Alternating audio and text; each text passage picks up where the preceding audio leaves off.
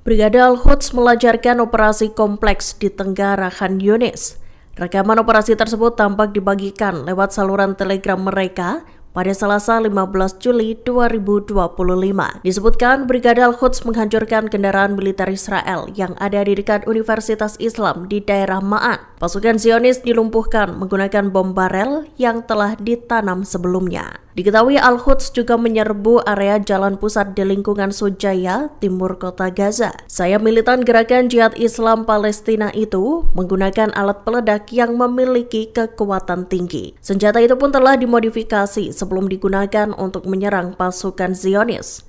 Dalam rekaman yang dirilis, Al-Quds menargetkan pasukan pendudukan Israel dengan rudal dan mortir di Gunung Al-Sourani, timur Al-Tufah di Gaza. Iran melayangkan ancaman baru untuk Israel. Diketahui, Teheran meresmikan rencana ekspansi militer besar-besaran selesai pertempuran sengit melawan Israel dan Amerika Serikat. Wakil Kepala Staf Angkatan Bersenjata Iran, Brigadir Jenderal Muhammad Reza Astiani menyatakan, pihaknya memiliki persediaan amunisi yang melimpah. Bahkan, amunisi yang dimiliki Iran diperkirakan cukup untuk berperang selama 10 tahun. Dikutip dari Newsweek, Rabu 16 Juli 2025, pernyataan itu muncul saat anggota parlemen Iran menyetujui garis besar rancangan undang-undang yang ditujukan untuk memperluas kesiapan militer. Begitu pula peningkatan pendanaan pertahanan dalam menanggapi ancaman dari Israel. Lebih lanjut, Astiani menyatakan bahwa Iran telah keluar dari konflik bulan Juni itu dengan kerugian peralatan yang minimal. Ia pun menegaskan pasukan Iran memiliki peralatan lengkap dan siap secara psikologis untuk konfrontasi berkepanjangan. Houthi Yaman kembali melakukan serangan terhadap fasilitas militer milik Israel. Dalam pernyataan juru bicara Houthi Yahya Sari Rabu 16 Juli 2025, militan Yaman itu mengklaim telah menyerang fasilitas militer Israel di Gurun Negev. Selain itu, Houthi juga menyerang pelabuhan selatan Eilat dengan pesawat tanpa awak. Dikutip dari TASS, Sari menyatakan bahwa Houthi telah melakukan operasi yang terkoordinasi dengan baik. Mereka mengerahkan 3 pesawat tak berawak atau drone dalam operasi tersebut. 2 diantaranya menyasar target militer penting Israel di Negev, sedangkan drone ketiga menyerang pelabuhan al-Rashrash atau Eilat. Sari mengklaim operasi tersebut berhasil dicapai. Serangan Israel terhadap kamp-kamp militer di lembah Becha di Lebanon Timur disebut menjadi sinyal bagi Hizbullah.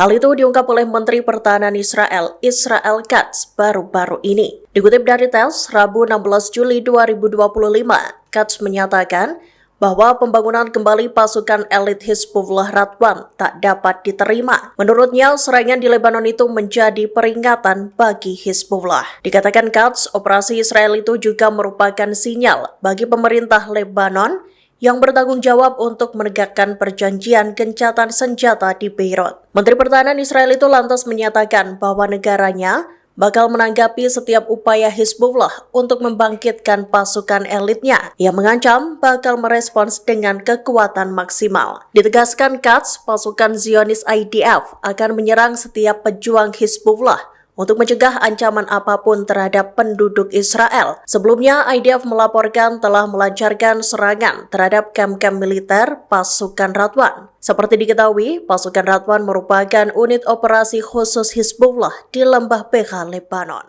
Kondisi Direktur Rumah Sakit Kamal Adwan Gaza, Hossam Abu Safia, dikabarkan memburuk. Ditahan selama berbulan-bulan oleh militer Israel di sel bawah tanah, Abu Safia disebut mengalami penyiksaan fisik. Diungkap pengacaranya Qaida Qassem, Abu Safia juga tak mendapat perawatan medis meski memiliki riwayat gangguan jantung. Lewat pernyataan tertulis pada Senin 14 Juli 2025, Qassem mengatakan bahwa Abu Safia menderita kelaparan dan terisolasi. Dikutip dari Kompas.com, Abu Safia ditangkap pada Desember 2024 lalu saat pasukan Israel IDF mengepung rumah sakit Kamal Adwan. Setelah dikurung di penjara Israel, Abu Safia mengalami penurunan berat badan drastis.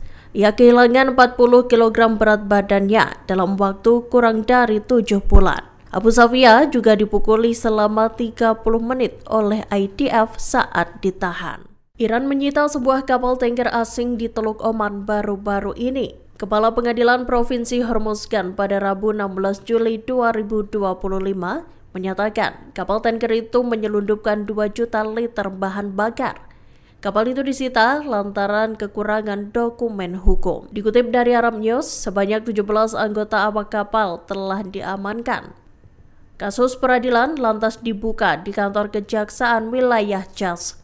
Meski begitu, belum diketahui nama kapal tanker tersebut maupun bendera yang didaftarkannya. Kepala Pengadilan Hormuzgan Mujtaba Karimani mengatakan Iran bakal menjatuhkan hukuman tanpa ampun jika kapal itu terbukti melakukan penyelundupan.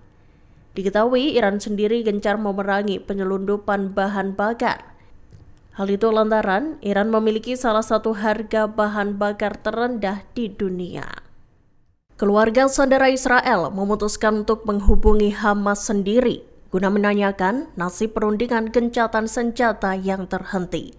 Mereka menghubungi militan Palestina itu melalui seorang perwakilan. Tindakan itu dilakukan selesai keluarga para tawanan khawatir Perdana Menteri Israel Benjamin Netanyahu berusaha menggagalkan kesepakatan. Dikutip dari Middle East Eye, Rabu 16 Juli 2025, rupanya Hamas merespons keresahan keluarga sandera itu. Seorang tokoh senior Hamas menyatakan bahwa pihaknya serius dalam mencapai kesepakatan untuk mengakhiri perang. Begitu pula dengan pembebasan para sandera yang masih tersisa di Gaza. Hamas menyatakan pihaknya telah menunjukkan fleksibilitas yang signifikan.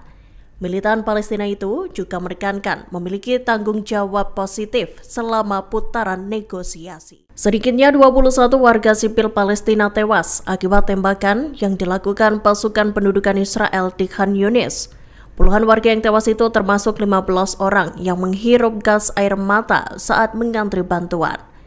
Diketahui insiden mematikan itu terjadi pada Rabu 16 Juli 2025 pagi.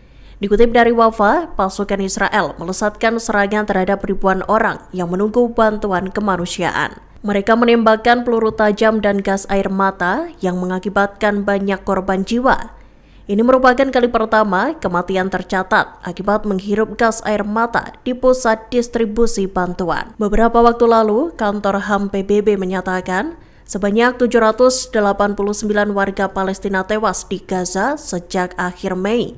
Mereka kehilangan nyawa saat berupaya mengakses bantuan kemanusiaan.